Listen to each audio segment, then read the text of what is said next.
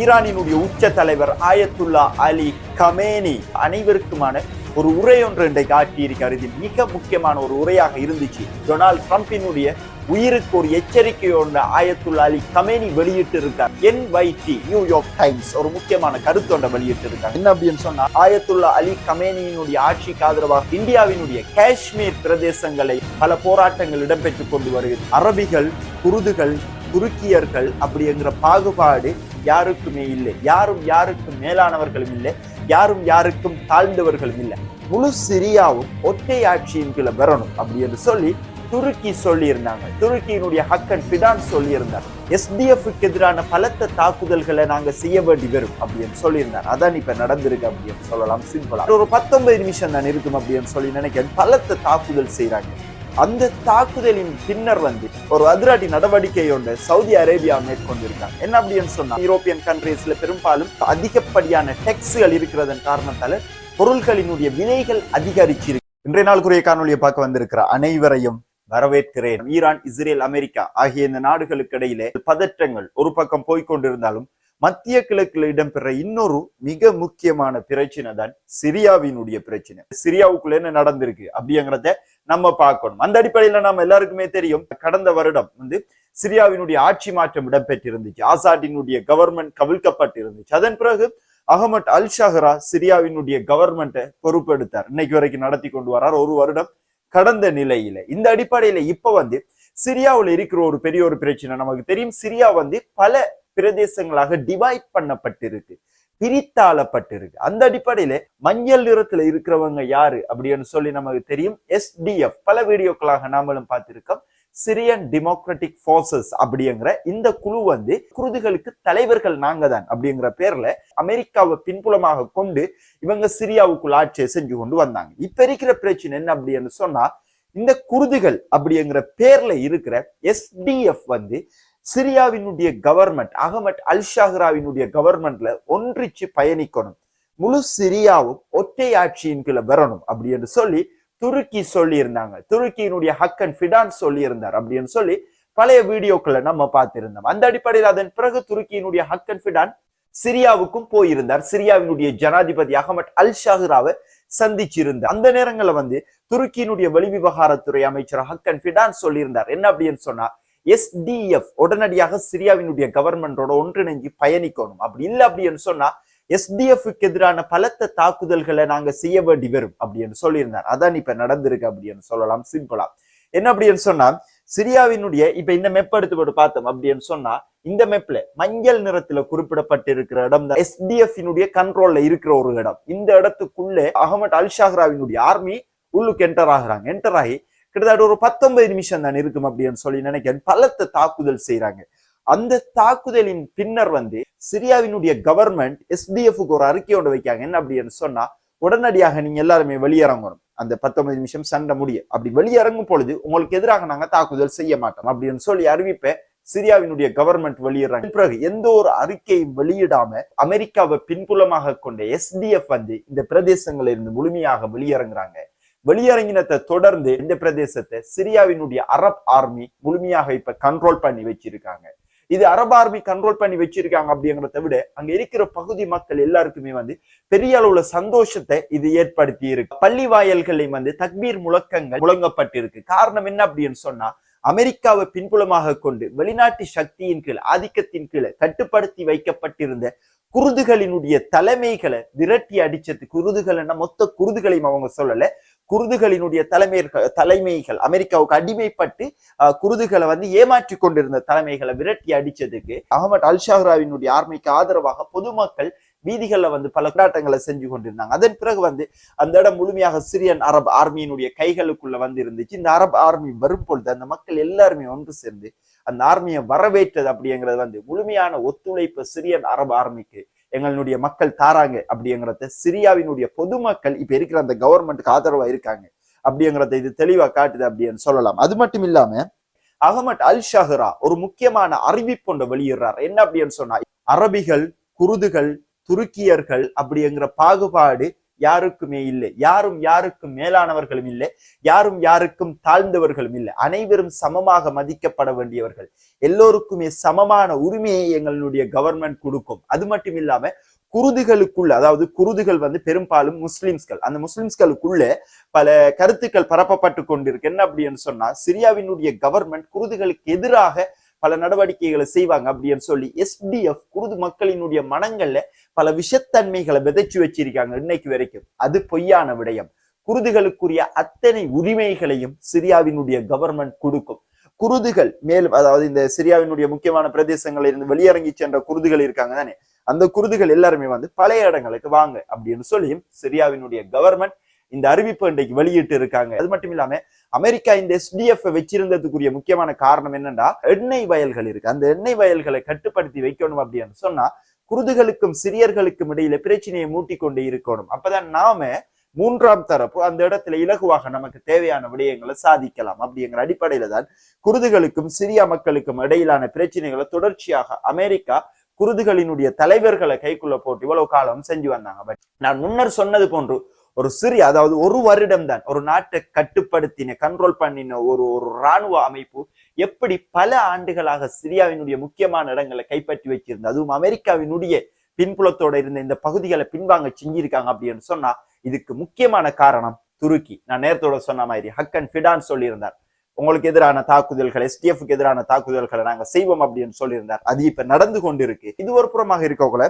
United Arab Emirates இஸ்ரேலோட ஒன்றிணைஞ்சி பல நடவடிக்கைகளை மத்திய கிழக்குல மட்டும் இல்லாம ஆப்பிரிக்கா நாடுகளையும் செஞ்சு கொண்டு வராங்க. அந்த அடிப்படையில ஒரு அதிரடி நடவடிக்கை ஒன்று சவுதி அரேபியா மேற்கொண்டு இருக்காங்க. என்ன அப்படின்னு சொன்னா, சோமாலியா மற்றும் ஈஜிப்ட் ஆகிய நாடுகளோடையும் ஒரு பாதுகாப்பு ஒப்பந்தத்தை போட போறாங்க. இதுக்குரிய முக்கியமான காரணமாக யுனைடெட் அரப் எமிரேட்ஸை பின்புலமாக கொண்டு இஸ்ரேல் அறிவிச்ச சோமாலிலாந்து, சோமாலியாவுக்குள்ள ஒரு புதிய நாடு உருவாக்கினாங்க, சோமாலிலாந்து அப்படிங்கிற பேர்ல. இந்த நாட்டை முழுமையாக இல்லாமக்குறது இதனுடைய முக்கியமான நோக்கமாக இருக்கு. அது மட்டும் இல்லாம செங்கடலை பாதுகாப்பான ஒரு இடமாக மாற்றணும் அப்படிங்கிற அடிப்படையில சவுதி அரேபியா இந்த மாதிரியான விடயங்களை தொடர்ச்சியாக மேற்கொண்டு இருக்கிறது. வரவேற்கப்பட வேண்டிய விடயங்கள்ல ஒன்றாக இருக்கு அப்படின்னு சொல்லலாம் மத்திய கிழக்கை பொறுத்த வரைக்கும். அடுத்து பார்த்தோம் என்ன அப்படின்னு சொன்னா, ஈரானினுடைய உச்ச தலைவர் ஆயத்துல்லா அலி கமேனி அனைவருக்குமான ஒரு உரை ஒன்று இன்றைக்கு ஆற்றியிருக்காரு. இது மிக முக்கியமான ஒரு உரையாக இருந்துச்சு அப்படின்னு சொல்லலாம்.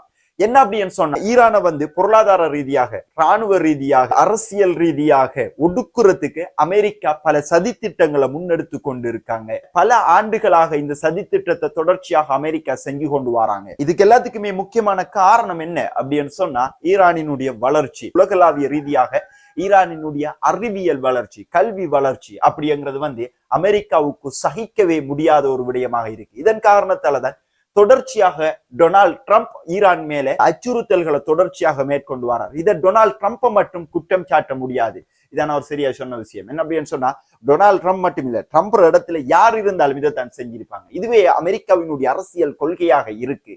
ஈரான் இல்லாம ஆக்குறதான் அவர்களுடைய கொள்கையாக இருக்கு. ஆனா ஒரு பொழுதும் ஈரான் அடிபணிய மாட்டாது. இப்படி ஈரானை இல்லாம ஆக்குறதுக்கு தான் கலவரக்காரர்களை வச்சு ஈரானினுடைய கவர்மெண்ட்டுக்கு எதிராக பல சதித்திட்டங்களை கலவரங்கள் மூலமாக ஏற்படுத்த முயற்சி செஞ்சிருந்தாங்க. கொலைகள் பல செஞ்சிருந்தாங்க, மதஸ்தலங்களை பத்த வச்சிருந்தாங்க.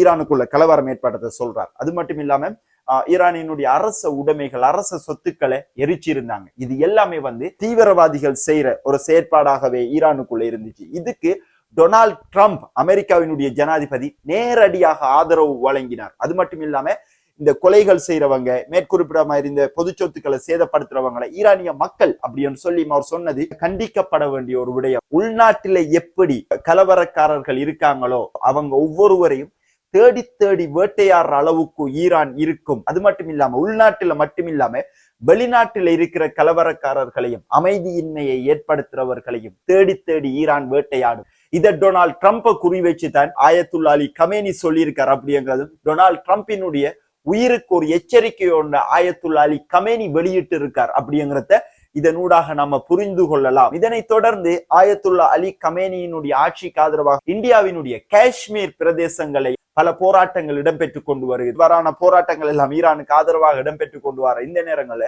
அலி கமேனியினுடைய இந்த உரை ட்ரம்ப்பு கொஞ்சம் சூடாயிடு அப்படின்னு சொல்லி நினைக்கிறேன். அவர் சொல்லிக்காரு என்ன அப்படின்னு சொன்ன, ஆயத்துல்லா அலி கமேனி நோய்வாய்ப்பட்டு இருக்கார். இப்ப ஈரானினுடைய ஆட்சி மாற்றம் தேவைப்படுது. அதுக்கு ரெசா பஹலவிய கொண்டு வரணும் அப்படிங்கிற மாதிரி அந்த கனவு உலகத்திலேயே மிதந்து கிரிப்பாங்க அப்படின்னு சொல்லுவாங்க தானே. அப்படி ட்ரம்ப் வந்து இந்த மாதிரியான கருத்துக்கள் இன்னைக்கு வெளியிட்டு இருக்கிறதும் குறிப்பிடப்பட வேண்டிய விடயங்கள் ஒன்றாக இருக்கு அப்படின்னு சொல்லலாம். ஓகே, NYT நியூயார்க் டைம்ஸ் ஒரு முக்கியமான கருத்தொண்டை வெளியிட்டு இருக்காங்க. என்ன அப்படின்னு சொன்னா, இஸ்ரேல் காசா போர் நிறுத்தம் இடம்பெற்று பல மாதங்கள் ஆகியும் இஸ்ரேல் தொடர்ச்சியாக காசாவினுடைய கட்டிடங்களை உடைக்கிற வேலைகள்ல ஈடுபட்டு கொண்டு இருக்காங்க. இந்த போர் நிறுத்தம் இடம்பெற்றத்துல இருந்து இன்னைக்கு வரைக்கும் கிட்டத்தட்ட 2500க்கும் மேற்பட்ட வீடுகளை இஸ்ரேலி ஆக்கிரமிப்பு படைகள் உடைச்சிருக்கு. இதனூடாக அவர்களுடைய திட்டம் தெளிவாகுது. காசாவினுடைய மக்களினுடைய குடியிருப்புகளை முழுமையாக அழிப்பதே இஸ்ரேலினுடைய திட்டமாக இருக்கு. இந்த நேரத்துல வந்து இப்ப காசாவினுடைய நிர்வாக குழுவினுடைய பேர் லிஸ்ட வெளியிட்டு இருக்காரு. இந்த நேம் லிஸ்ட வெளியிட்டதுக்கு எதிராக இஸ்ரேல் வந்து அமெரிக்காவுக்கு எதிராக ஒரு கண்டன அறிக்கை ஒன்று சமர்ப்பிச்சிருக்காங்க. இந்த உலகத்திலேயே அமெரிக்காவுக்கு எதிராக கண்டன அறிக்கை ஒன்று அமெரிக்காவுக்கே சமர்ப்பிக்கிறதுக்கு இஸ்ரேலால மட்டும்தாங்க முடியும். அதாவது என்னன்னா, நிர்வாக குழு பேர் லிஸ்ட வந்து அமெரிக்கா வெளியிட்டு இருக்காங்க. இதுல வந்து துருக்கியினுடைய வெளிவிவகாரத்துறை அமைச்சர் ஹக்கன் ஃபிடானினுடைய பேர் இருக்கு. இதுக்காகத்தான் இஸ்ரேல் அமெரிக்காவுக்கு ஒரு அறிக்கை ஒன்று சமர்ப்பிச்சிருக்காங்க. நிர்வாக குழுவினுடைய பேர் பட்டியலை இஸ்ரேல் கிட்ட கேட்காம எப்படி அமெரிக்கா வெளியிடுவாங்க அப்படின்னு சொல்லியும் அமெரிக்காவை எதிர்த்து உலகளாவிய ரீதியில கேள்வி, அது வேணுமெட்டு கேட்காங்களோ அரசியல் ரீதியா கேட்காங்களோ சும்மா ஒரு கண் துடைப்புக்கு கேட்காங்களோ அது வேற விஷயம். உலகளாவிய ரீதியில் அமெரிக்காவை எதிர்த்து கேள்வி கேட்கறதுக்கு இஸ்ரேலால முடியும் அப்படின்னு சொல்லி இஸ்ரேல் காட்டியிருக்காங்க. அப்படின்னு சொன்னா அமெரிக்காவுக்குள்ள இஸ்ரேல் எந்த அளவுக்கு வேலைகளை செஞ்சு கொண்டு இருப்பாங்க, அமெரிக்காவினுடைய அரசியல்வாதிகளை அமெரிக்காவினுடைய ஜனாதிபதியை தீர்மானிக்கிறதே இஸ்ரேலாகத்தான் இருக்காங்க. அது அமெரிக்காவினுடைய அரசியலுக்குள்ள பார்த்தோம்னா அது விளங்கும். அது வரும் வீடியோக்களை நம்ம பார்க்கலாம். அடுத்து பார்த்தோம் என்ன அப்படின்னு சொன்னா, இப்ப நம்ம வந்து யூரோப்பியனுடைய பிரச்சனைகளுக்குள்ள போகலாம். அதுல வந்து ஏற்கனவே வந்து அமெரிக்கா வந்து யூரோப்ல இருக்கிற முக்கியமான நாடுகளுக்கு 10% வரிகளை யூரோப்பியன் நாடுகளுக்கு விதிச்சிருந்தாங்க. அதுலயுமே குறிப்பாக என்னென்ன நாடுகள் அப்படின்னு சொல்றேன் நான் ஆரம்பத்துல, Denmark, Norway, Sweden, France, German, England, Netherlands and Finland ஆகிய இந்த நாடுகளுக்கு 10% வரி விதிச்சிருந்தார். இப்ப நமக்கு தெரியும் யூரோப்பியன் கண்ட்ரீஸ்ல பெரும்பாலும் அதிகப்படியான டெக்ஸ்கள் இருக்கிறதன் காரணத்தால பொருட்களினுடைய விலைகள் அதிகரிச்சிருக்கு அப்படிங்கிறது அங்க இருக்கிறவங்களுக்கு தெரியும். அந்த அடிப்படையில இப்ப வரும் ஜூன் 1ஆம் தேதியில இருந்து இந்த யூரோப்பியன் கண்ட்ரீஸ்களுக்கு அமெரிக்கா 25% வரியை விதிப்பாங்க அப்படின்னு சொல்லியிருக்காங்க. இதுக்குரிய காரணம் என்ன அப்படின்னு சொன்னா, கிரீன்லாந்து அமெரிக்காவுக்கு வரும் ஜூன் மாதத்துக்குள்ள டென்மார்க் விற்கல அப்படின்னு சொன்னா இந்த நாடுகள் எல்லாத்துக்குமே சேர்த்து மொத்தமாக நாங்க வரியை விதிப்போம் அப்படின்னு சொல்லி அமெரிக்கா அறிவிச்சிருக்காங்க. இதுக்குரிய காரணம் என்ன, டென்மார்க்கினுடைய கட்டுப்பாட்டின் கீழே இருக்கிற கிரீன்லாந்து அமெரிக்கா கேட்டுக்கொண்டு இருக்காங்க. அமெரிக்காவுக்கு இப்ப விற்கல அப்படின்னு சொன்னா இவ்வாறான வரிகளை அமெரிக்கா வந்து யூரோப் மேல விதிப்போம் அப்படின்னு சொல்லி அமெரிக்கா சொல்லி இருக்காங்க. அந்த அடிப்படையில் இந்த நாடுகள், அதாவது டென்மார்க் மேல மட்டும் தானே விதிக்கணும் இப்ப வரி அமெரிக்கா, ஏன் ஏனைய நாடுகளுக்கும் அமெரிக்கா விதிக்குது அப்படின்னு சொல்லி பார்த்தோம்னா இந்த நாடுகள் எல்லாமே சேர்ந்து டென்மார்க்கை ப்ரெஷர் பண்ணணும், அமெரிக்காவை கொடுத்து போட்டு வேலையை பார் அப்படின்னு சொல்ற மாதிரி. அந்த அடிப்படையில தான் இப்ப வந்து அமெரிக்கா இவ்வாறான தகவல்கள் வெளியிட்டதை தொடர்ந்து ஐரோப்பிய நாடுகள்ல பல போராட்டங்கள் அமெரிக்காவுக்கு எதிராக வலுவடைய ஆரம்பிச்சிருக்கு. அது மட்டும் இல்லாம டென்மார்க்கினுடைய தலைநகரத்திலையுமே வந்து போராட்டங்கள் இப்ப இடம்பெற ஆரம்பிச்சிருக்கு. 2 மனநிலை கொண்ட மக்கள் இப்ப கிரீன்லாந்துக்குள்ள இருந்து கொண்டிருக்காங்க. ஒன்று வந்து அமெரிக்கா வந்து $1 மில்லியன் நாங்க உங்களுக்கு பணம் தாரோம், அமெரிக்காவுல வீடும் உங்களுக்கு தாரோம் அப்படின்னு சொல்லி அமெரிக்கா கிரீன்லாந்து மக்களுக்கிட்ட சொல்லியிருக்காங்க. ஸோ $1 மில்லியன் அப்படிங்கிறது வந்து பெரிய ஒரு அமௌண்ட் தான் அமெரிக்காவை பொறுத்த வரைக்கும். ஒரு வீடு உங்களுக்கு இருக்கிறதுக்கு வீடு நாங்க தாரோம் அப்படிங்க வந்து மக்கள்ல ஒரு பகுதியினர் வந்து அமெரிக்கா சொல்றதை கேட்டு அமெரிக்காவினுடைய பாஸ்போர்ட் நமக்கு கிடைக்கும், அமெரிக்காவினுடைய இது கிடைக்கும். இது ஒரு பெரிய ஒரு ஆப்பர்ச்சுனிட்டியான இது. அதாவது நம்ம கள்ள நிலவரத்தை பார்த்த முடியாது வழங்கும். ஸோ அமெரிக்காவில இருந்து எல்லாம் நமக்கு கிடைக்கக்கூடும், நம்ம அமெரிக்காவில் போய் செட்டில் ஆகிறதுல ஒரு பிரச்சனையும் இல்லையே அப்படிங்கிற அடிப்படையில கிரீன்லாண்டை அமெரிக்கா வாங்குறதுக்கு கிரீன்லாண்டினுடைய மக்களுக்கிட்டே பேரம் பேசி இருக்காங்க. இது வருங்காலங்களில் மோஸ்ட்லி அமெரிக்காவுக்கு சக்சஸ் ஆகக்கூடிய வாய்ப்புகள் தான் இருக்கு. அதாவது யுத்தத்தினூடாக இந்த கிரீன்லாண்டை பெறுவாங்க அப்படின்னு சொல்லி பார்த்தோம்னா அதுக்குரிய வாய்ப்புகள் குறைவாகத்தான் இருக்கு. பணத்தை கொடுத்து அமெரிக்கா வந்து கிரீன்லாண்டை கைப்பற்றக்கூடிய வாய்ப்புகள், எடுக்கக்கூடிய வாய்ப்புகள் தான் அதிகமாக இருக்கு அப்படின்னு சொல்லி சொல்லப்படுது. இந்த கிரீன்லாண்டை எடுக்கிறதுக்குரிய காரணம் என்ன அப்படின்னு சொன்னா, ரஷ்யாவினுடைய தாக்குதல் அப்படிங்கிறத தாண்டி சைனாவினுடைய பொருளாதார வளர்ச்சி அப்படின்னு சொல்லலாம். இது ஏன் எதுக்காக அப்படிங்கிறத அடுத்தடுத்த வீடியோக்களை நாம பார்க்கலாம் அப்படின்னு சொல்லிக்கொண்டு இதுவரைக்கும் உங்களுடைய முக்கியமான நேரங்களை ஒதுக்கி நம்மளுடைய வீடியோ பார்த்ததுக்கு மிக்க நன்றிகள். உங்களினுடைய கமெண்ட்ஸ்கள் ஊடாக அதிலிருந்து நம்ம நிறைய தகவல்களை பெற்றுக்கொள்ளலாம். அதனூடாக நாளைய வீடியோவை செய்யறதுக்கு நமக்கு ஈஸியா இருக்கும் அப்படிங்கிறதையும் சொல்லிக்கொண்டு இதுவரைக்கும் உங்களுடைய முக்கியமான நேரங்களை ஒதுக்கி நம்மளுடைய வீடியோ பார்த்ததுக்கு மிக்க நன்றிகள். Thank you very much.